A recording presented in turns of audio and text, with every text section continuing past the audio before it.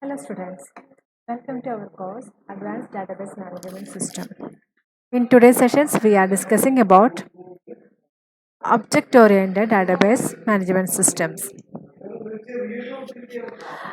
In relational DBMS support, normally we use RDBMS, but RDBMS have some drawbacks because it cannot handle uh, complex data and real world data. It cannot represent the real world data. In this background, we strongly influence to enhance the enhanced database with the object oriented features. Okay. The reasons for creation of object oriented database. First, to represent the complex application. Second, for need for additional data modeling, like to represent the real world objects and to represent the relationship between the objects. Commercial object-oriented databases products are existed from 1990s.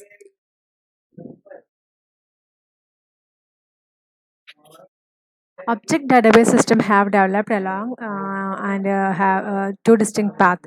First one is object-oriented database system, and second one is object relational database systems. And we first discuss about object-oriented database system.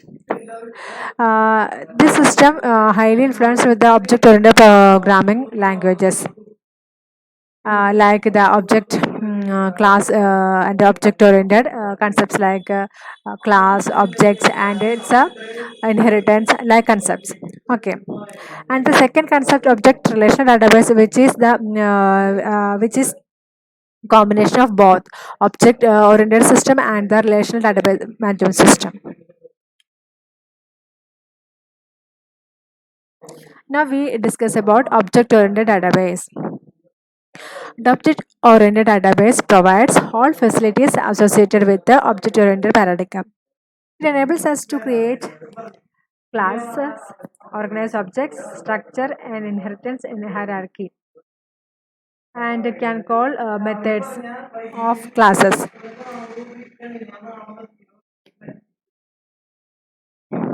But still, object-oriented database cannot replace RDBMS in commercial business applications.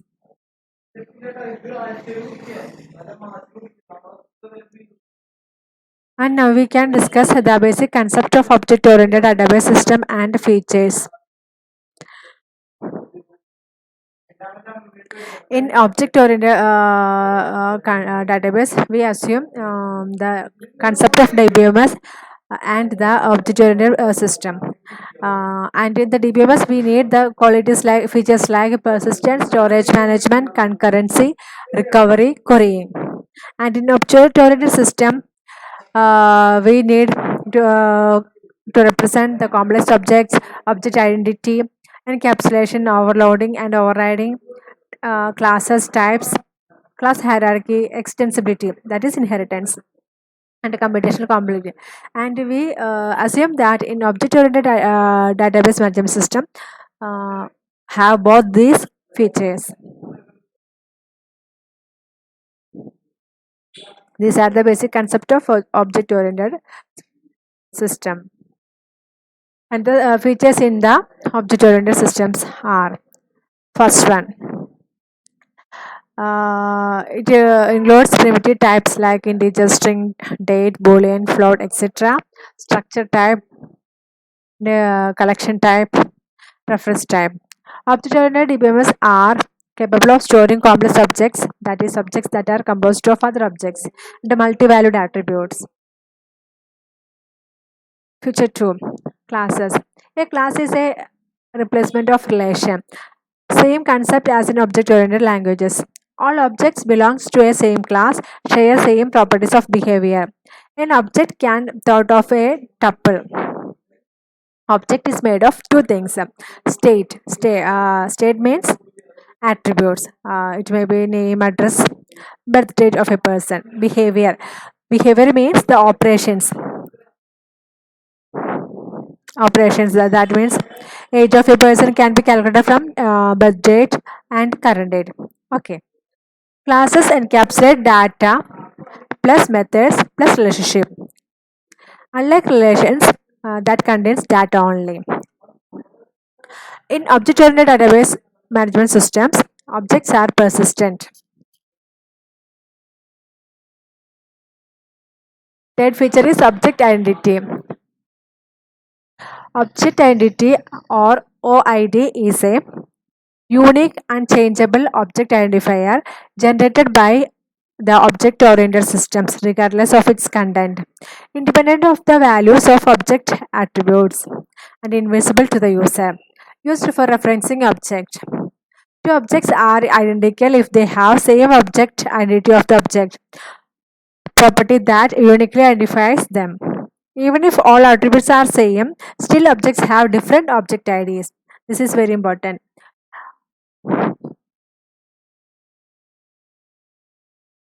Feature for inheritance.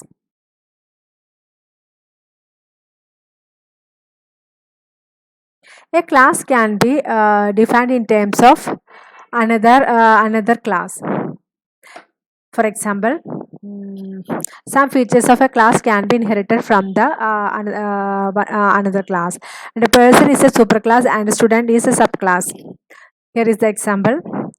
From the student class can inherit the features of the person class, and a student class has its own features.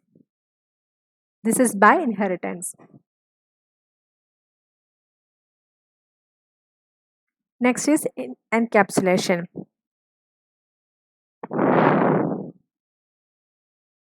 This concept is related to the concept of abstract data types and information hiding in programming languages.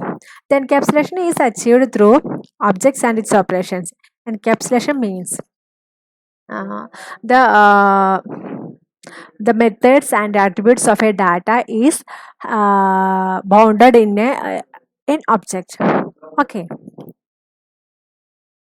Some object-oriented models insist that all operations a user can apply to an object must be predefined. This forces a complete encapsulation of object. Okay. To encourage encapsulation, an operation is defined in two parts. First one is signature or inheritance of the operations that specifies the operations name and arguments. That means parameters. Other is methods or body, which specifies the implementation operation. Okay. In encapsulation, we defines or we bond the informations and the operations within the object. Okay. And to encourage or to enhance encapsulation, there is two parts. One is the operation name and its arguments. The second is the implementation part of the operation. And the operations can be invoked by passing a message to an object, which includes the operation name and the parameters. The object then executes the method for that operation. This encapsulation permits modification of the internal structure of an object, as well as the implementation of its operations without the need to disturb external programs that invoke these operations. Okay. Through the encapsulations, the internal structure of the object can be modified, but without modifying the external structure of the program. Okay, that is the importance of the encapsulation. Next is polymorphism. Polymorphism refers to an operation's ability to apply to different types of objects. In such situations, an operation's name may refer to the several distinct implementations depending on the type of object it is applied to. That means same operation can be applied to different objects. The name of the operations may be same, but it can be implemented in different areas or different objects. Okay, for example, operator overloading. Um Operator loading allows same operator or operator name or symbol bounded to two or more different implementations of the operator. For example, addition operator can be used for finding sum, and it can be used for concatenating two strings. Next is object structure. Every instance of an object is characterized by its states.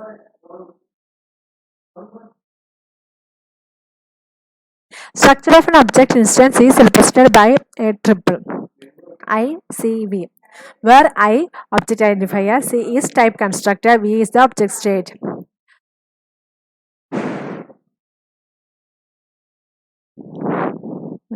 Once more I explain object structure. Object structure can be represented by triple variables. I means the object identifier, C is the type constructor, and V is the object state or value.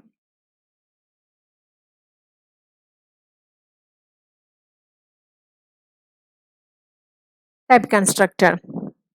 In object-oriented databases, the state of complex objects may be constructed from other objects by using certain type constructors. The three most basic constructors are atom, tuple, and set. The commonly used constructors include list, bag, and array. The atom constructor is used to represent all basic atomic values such as integers, real numbers, characters, strings, booleans, and any other basic data types that the system supports directly. And these are the basic features a object-oriented database management systems includes. And now we can discuss the advantages of object-oriented database management systems. First one is enriched modeling capability. This means that through object-oriented database management system, we can represent real-world objects, and we can represent the relationship between one object to another object. This is means enriched modeling capabilities, and we can represent relationships more clearly than RDBMS. Okay. Next is extensibility. Extensibility means using object-oriented database management systems, we can extend the features. That means the common features can be gathered together to a superclass, and it can be extensors to the subclass. Okay, and by using this concept, we can reduce the redundancy, and the concept of reusability can be enhanced. Okay, and the development can be done more easily and fast. Okay, through extensibility we can improve. Through extensibility we can improve the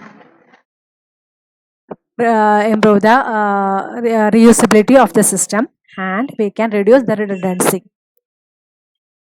And the third one is capable of handling a large variety of data types. Using object-oriented database management system, we can represent any kind of data. It may be audio, video, or image, and any complex type of data can be represented. And removal of impedance mismatch. Using object-oriented database management system, we can reduce the mismatch between the programming languages and the object-oriented concept representative of the data, and we can reduce the technical difficulties behind it. And next one is more expressive query language. Through object-oriented database management system, we can we can easily navigate through it rather than RDBMS. Next is support for schema evolution. By using object-oriented database management system, we can represent schema very effectively, and using a tight coupling, a very feasible schema structure can be created, and it very effectively support for a long duration of transactions. Using object-oriented database management system, we can create very advanced database applications because we can represent data very effectively, real world objects, and etc. and through it we can improve the performance. These are the advantages of the object oriented database system. Despite of these advantages, they have some disadvantages also. They are despite of these advantages, there are some disadvantages. First one is lack of universal data model and lack of experience, lack of common standards, and still the we cannot commercially use the object oriented databases instead of RDBMS, and query optimization and compromises encapsulations, the complexity of doing the operations, lack of support for views, and lack of support for security. These are the main disadvantages of object oriented database management systems. And in these sessions, we are discussed about what mean by object oriented database management system, and what is the need for the object oriented database management system, and basic concept of object oriented DBMS, and the advantages and disadvantages of it. I think the video is helpful for you. We can see in the next class with a new topic. Thank you for watching.